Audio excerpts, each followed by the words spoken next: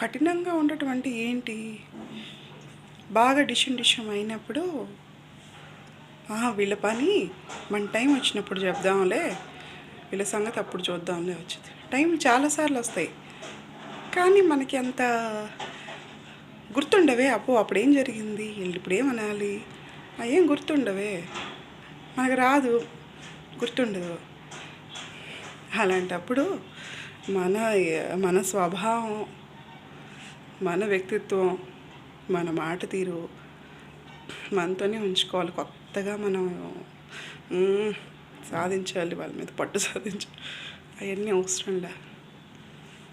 సైలెంట్గా ఉండేసేస్తే మనం చెప్పాలనుకునేది సున్నితంగా మనం చెప్పాలి. మనం ఏదో ఎలా చెప్పాలో అలా చెప్తే మనకు వచ్చినట్టు, అంతే కదా.